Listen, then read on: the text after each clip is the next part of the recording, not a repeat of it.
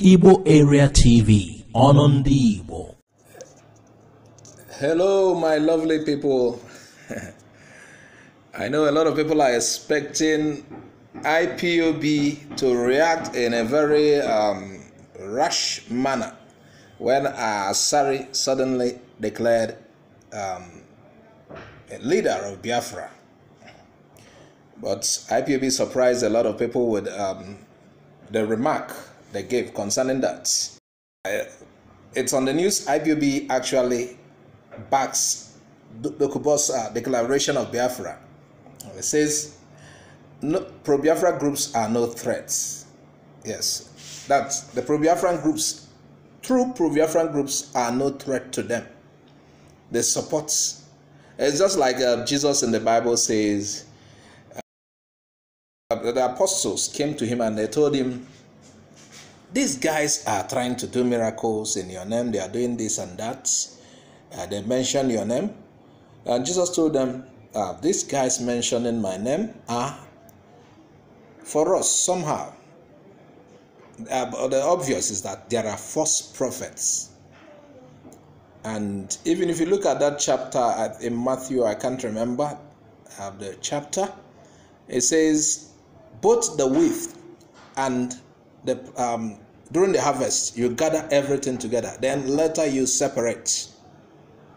So, according to IPOB, Dokubo is not a threat because it's still a pro-Biafran group. So, Nnamdi Kanu on Thursday backed the formation of a Biafra government as canvassed by Dokubo, who is a Niger Delta warlord. According to Nnamdi Kanu, it's not a threat to IPOB. So Dokubo can do his thing. This is what a lot of people have been expecting for long.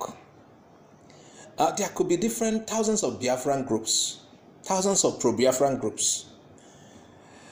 But what matters is purpose. The purpose. They could have different names, but the goal is Biafra. I'm so happy Nnamdi Kanu made such assertion. I've been looking forward to that for a long while. There could be many Biafran groups, but the purpose, what you want from cigarette is the smoke. Yeah. So there are many Biafran groups, but they are not a threat. Let them not be a threat to each other. Whether it's MASOB, IPOB, BNYL, Zionist movement, whatsoever, they shouldn't be a threat to others. In Biafra, it is live and let's live. Oliver said, Ibiri kaibili. So, no one should be a threat to each other. I think what I would advise them, synergy. Even if you don't agree, because just like they have different names, they have different ways of going about it. What I want from them is synergy, understanding this is the goal. It is not about association, where I belong, or I must belong to IPOB, or I must belong to MASOB, or I must come under the one formed by Dokubo. No. What matters is the goal. So I don't know why they should be fighting each other. So I like the statement Nnamdi Kanu made. According to him, he's not worried. He backed it actually. Because it's not a threat to IPOB. It shouldn't be a threat to IPOB. And if the purpose of establishing that group is to counter IPOB, it is actually a wrong move. If what they have in mind by starting that group is to counter IPOB, it is wrong.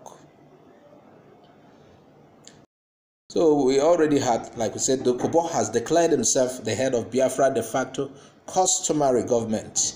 I don't know why, whether it's with the consultation of Emeka Emekesiri, even though Emeka Emekesiri, we're yet to hear from him, what is his position on that.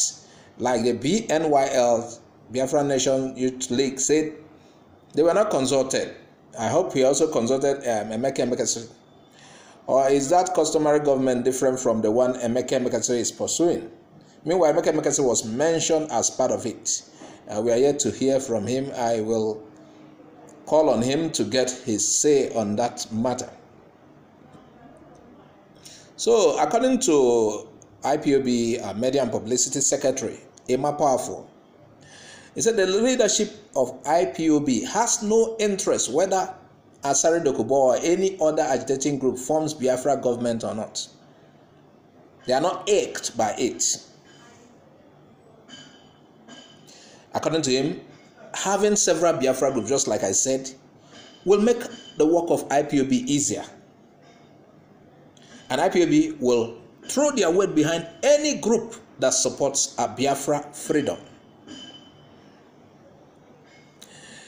Anyone can form his or her own group, but one thing is certain: let them maintain the stand to fight for Biafra freedom and independence. Just like I said, I used Jesus as an illustration here. His disciples were worried other people are trying to use him to do the same thing he's doing. And he told them those mentioning his name are actually for him. Even though nowadays there are a lot of people who are doing business. Yeah. There are a lot of people are out to do business. They have bastardized certain things. Every good thing also has imitation. I'm not trying to say Asari is imitating IPOB. No. With time we'll get to know. But what I'm saying is, let's not quickly begin to counter them and say they are not part of it. Let's allow them to thrive and let's watch. Let not dismiss them. I like what MNK said, and I think I prefer to hear from MNK than a lot of guys who say they are Ipob'S. I think you Ipob'S should listen to your leader, maintain his own position. And some of the times I talk with IPOB guys, and some of them are they're not standing with what the leader said. They have their own opinions. You have to be loyal to your leader. I argued with some people last night, Ipob'S, who are not okay with the leader's position. I told them your leader has seen far. He could see from afar. He understands the position he has taken. He had weighed it and realized that is the best option. So according to the speaker for IPOB, their spokesman, he said IPOB under Mazi Nnamdi Kanu is in the forefront of the struggle for Biafra actualization, and nobody can controvert that. They are not distracted by the coming of other agitation group, and they would even support anyone that is truly out for Biafra freedom. They will even throw their weight behind that one. That I like that comment.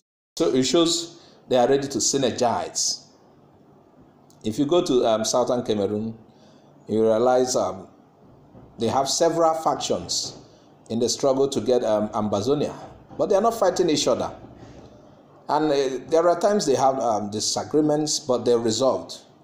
Yes, I might not be under your group, but then our purpose is one. We are heading for same direction. I said earlier, what you want from cigarette is the smoke. Nothing else. What you want from cigarette is the smoke. The major thing is let Biafra come.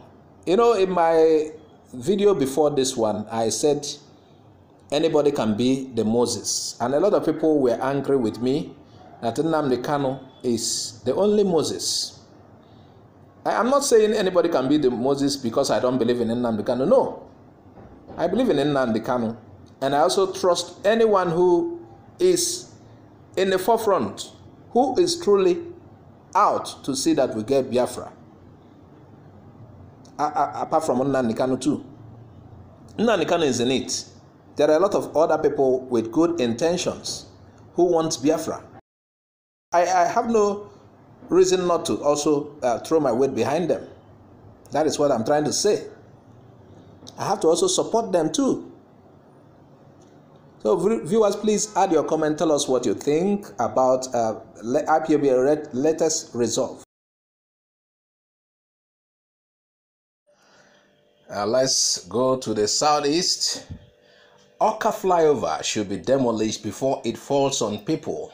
You can see the picture. This picture flooded the social media last week. This is danger.